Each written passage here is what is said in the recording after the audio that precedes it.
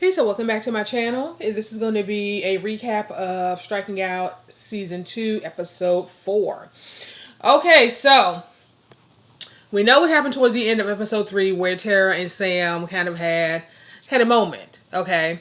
And of course he apologized and he left very quickly and she's kind of left reeling because she actually enjoyed the kiss. So this episode opens up with her. She's kind of replaying the moment. I mean, it's very dramatic. Like, he has this very dramatic music, and then you see the popcorn falling on the floor in slow motion, and the kiss, and her facial expression, and his facial expression, and it was just this whole thing. She's playing over this whole thing in her mind, and you can tell that she's into it. She was into it, and so she grabs her phone and she sees that she has a missed call. And she listens to the message. Now, it's unclear whether or not it's the first time she's listened to that message, but she listens to the message saying it's Sam. He called to apologize to her again for, I guess, being so forward. Okay. So Tara's at the office, and George is telling her about a client. His son was involved in a hit and run, and George's client he's involved in some illegal activity. And so, basically, the agreement is that the son would just plead guilty. Well, the son, he did do the hit and run, but the son would just go ahead and plead guilty so they don't have to go through the whole process of a trial and an investigation.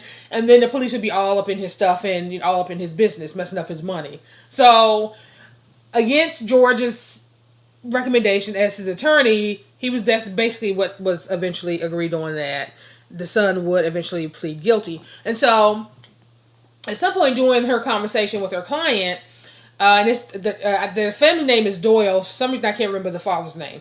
But, he asked George to step outside, and he wanted to finish the conversation outside. Basically just reiterating that basically he don't want the cops in all up in his business, that that we want him to plead guilty. So while they're out in the hall talking, his name is Tony. The son's name is Tony. He walks over, and it was basically just striking up a conversation with Tara. Tara is basically uninterested in what he's talking about, but she's making small talk to be polite. And he's like, well, how does this work, you guys? Do you work for George? He said, no, we're two separate attorneys. We just share office space. And he said, isn't that kind of difficult? He's like, no, we're not. We don't discuss our cases with each other. Okay, so that's going to come up later. So that after that was agreed on, and basically the client, the father and son, they left. And so the next thing you see is we're at Irene and Conrad's house. Obviously, these are Tara's parents. And he comes downstairs with a suitcase. And, of course, Irene's like, well, what are you doing? Where are you going? And he tells her that it was some judge that was retiring. And they're having a party for him in another city. And so he had just packed a damn bag and was leaving. And she was he just gave her a kiss on the cheek. And she was like, well, okay, well, when are you going to be back? He said, well, if things go smoothly, then I'll be back tonight. If not, I'll be back tomorrow. And so you could tell, again, especially from the previous episode, where she was doing everything she could not to go home. Because she noticed some shit going on with him. She noticed some mess going on with him. And I don't think that she has actually worked up the courage yet to confront him. But, so, yeah, that was kind of a weird scene. And then, of course, he kissed her and he left. And so, next thing you know is, obviously, Tara and Eric. Eric called Tara wanting to talk to her about something.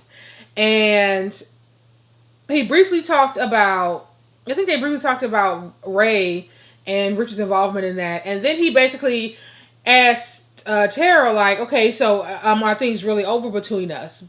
And she was like, what? And he wanted confirmation. Because I think he has a thing for Lucy now. But even though he might have something for Lucy now, if Tara was like, no, I want us to give another chance, he would have dropped Lucy's ass like hot potato. But basically, Tara was like, well, is that why you called me? And but basically, she confirmed, like, yes, that part of our relationship is done.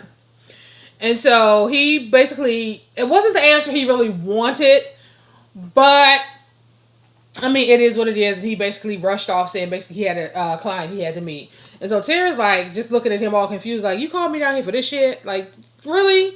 Eric, really? Okay.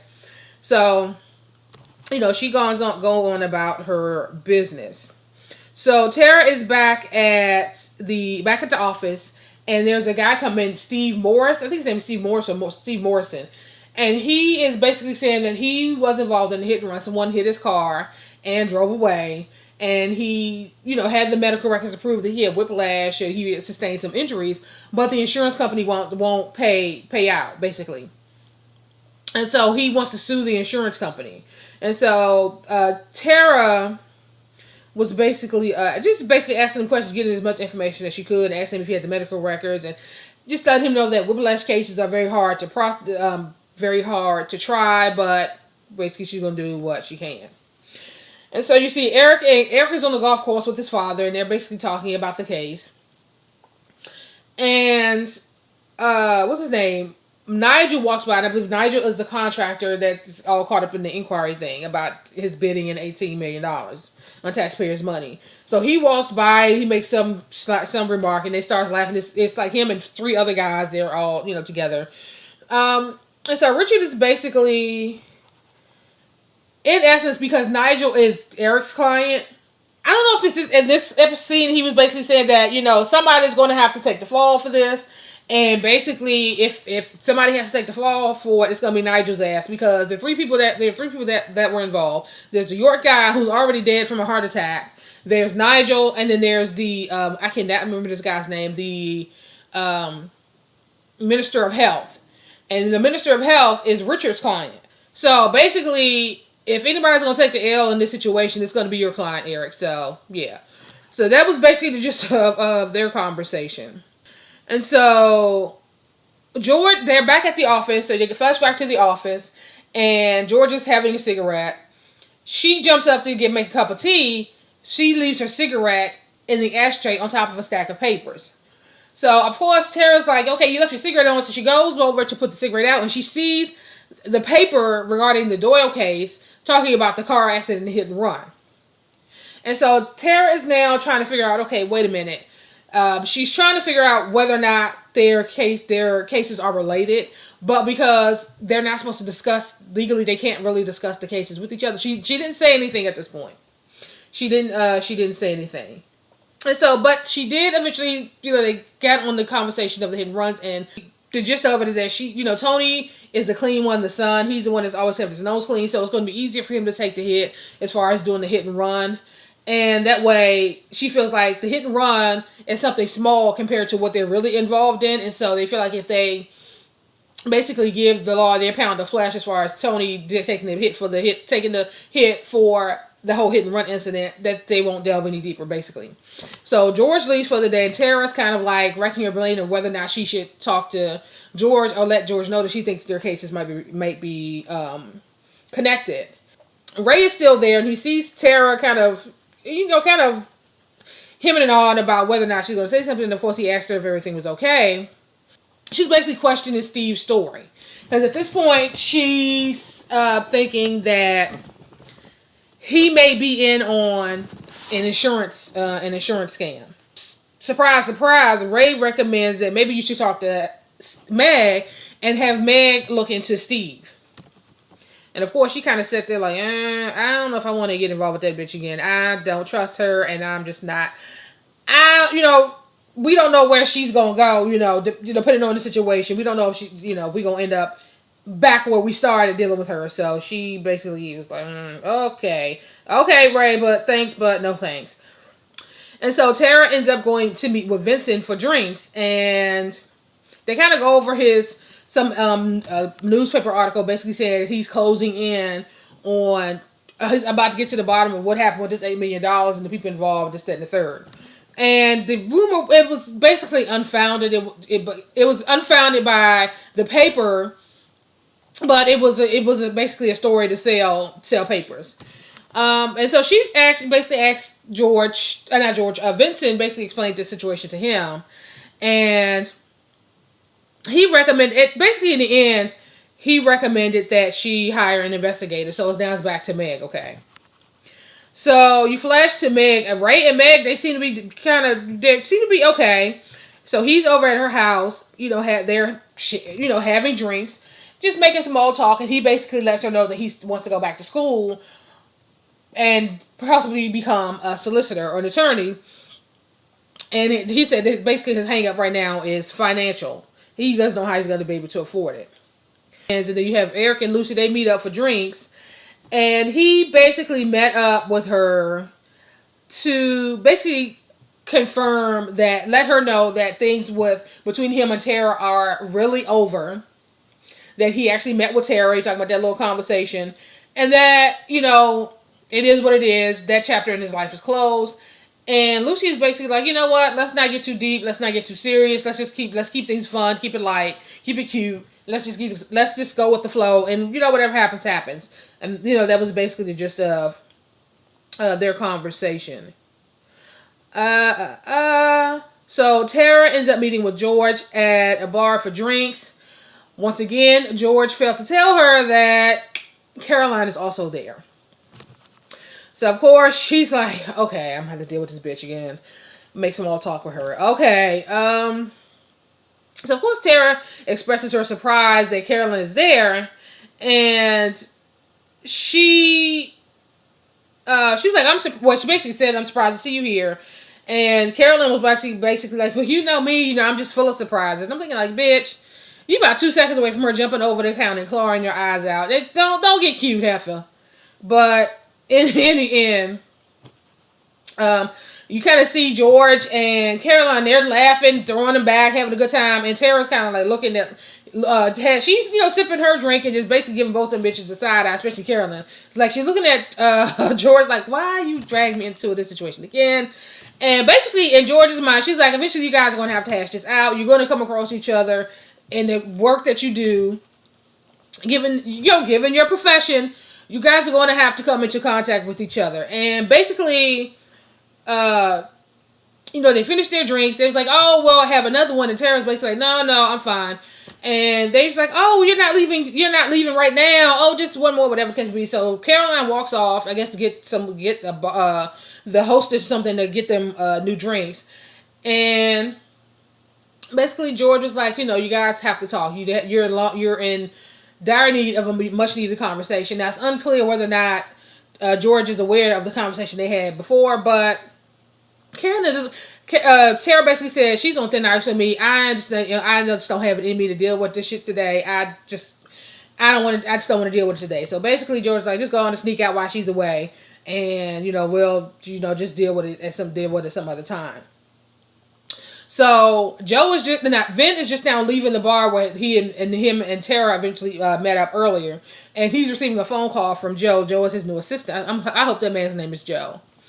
And he basically found, because of the news story, the security guard, whose name is Robert Maroney, basically came forward and said that he remembers seeing two guys coming to the office to meet with York. And York, they had passes that were given to them directly from York, which never happens. The passes usually come from staff. And that was basically in the previous episode where Deidre said that her husband, York, had disappeared for the entire weekend. That's basically, he was at his office the entire weekend. They stays in this little cool. So this whole thing, pulling this whole thing off so they can make off with this money or whatever the hell happened to this money. So, of course, he rushed, they're trying to figure out, I guess, at this point, how they're going to get Robert in. So, Meg receives a call from Richard because, remember, in the previous episode, he asked her to do whatever research he could do on Deidre. So, he said, let's meet at our regular place, and she meets up with him, and she gives him the file, basically, I guess, all the information she has on Deidre. And he drives off.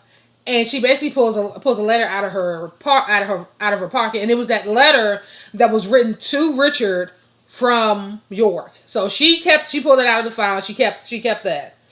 Tara stops by Sam's place. I guess she figured they were in much need for a face-to-face conversation about what had happened, and basically they kind of apologized again, and she left. It was a very quick kind of in and out situation. So she leaves, and he's kind of standing by the door, like, oh God, like he really wanted to say, like, there's something that was left unsaid, like he wanted to say something that he didn't have a chance to say. And you see her on the elevator, and the doors are closing very slowly, very dramatic, like, okay, you almost think that her ass is gonna jump off the elevator and run back to his apartment, but no, she left.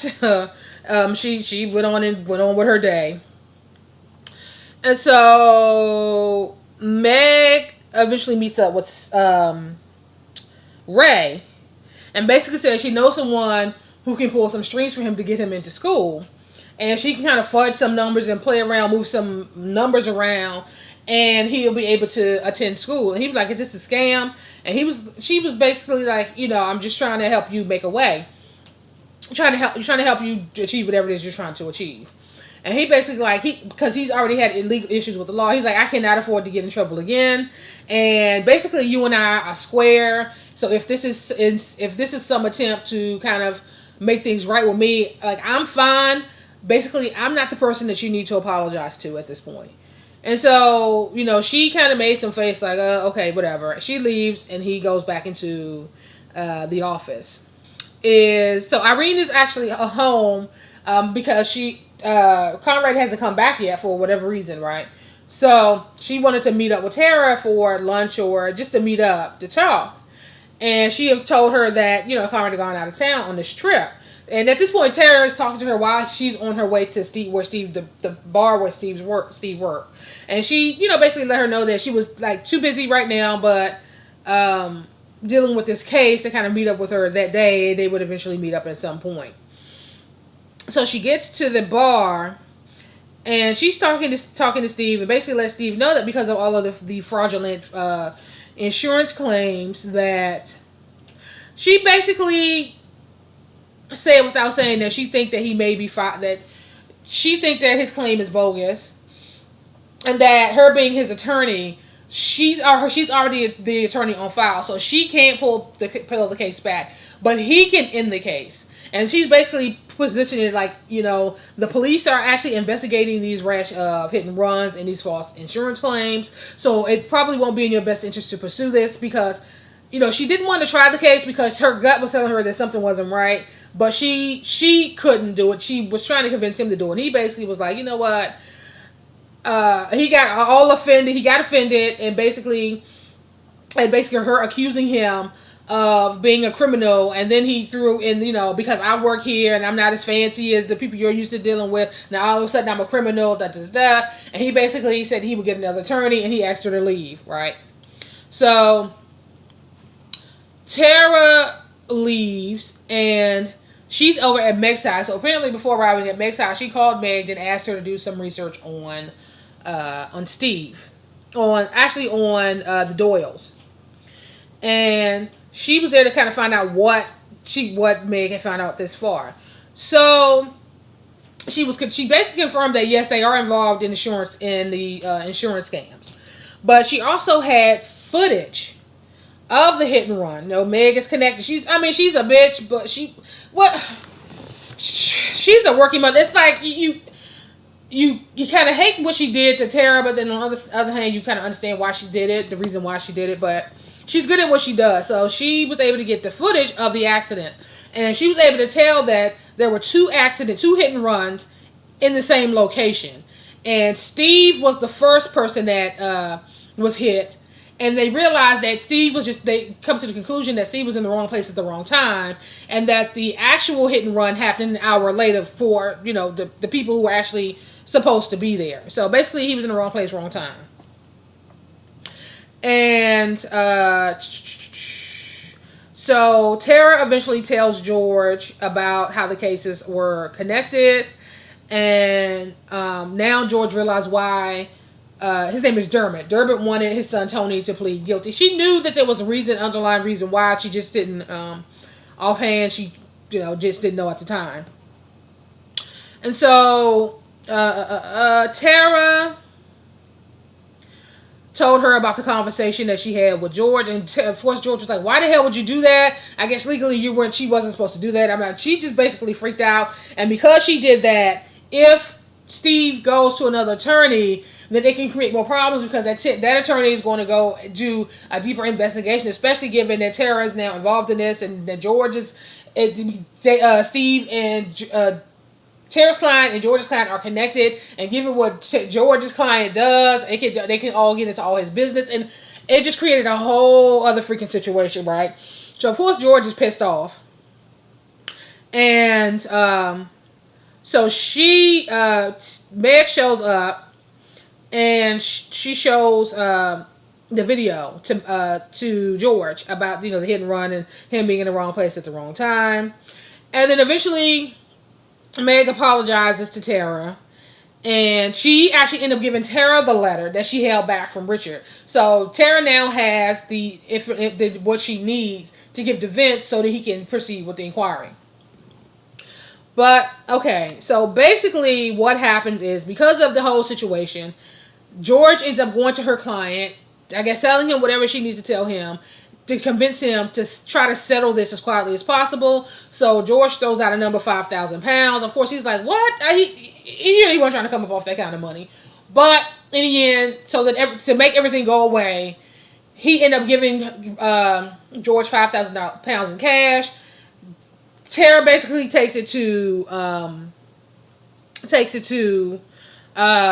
Steve, gives him the money. They have the whole conversation. Basically, this is on a hush hush. She apologized profusely for making him feel some kind of way, and basically that was that.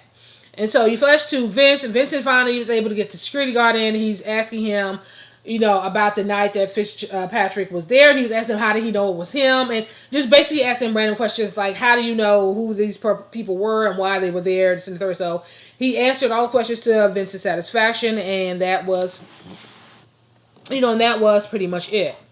I forget what happened during. I think at some point George realized that Tara knew the whole time that there may have been a connection between the cases, and didn't tell her, and then she initially got pissed off. But then once Tara explained to her what had happened, why she did things the way that she did, she was like, okay, apology accepted, wasn't a big deal.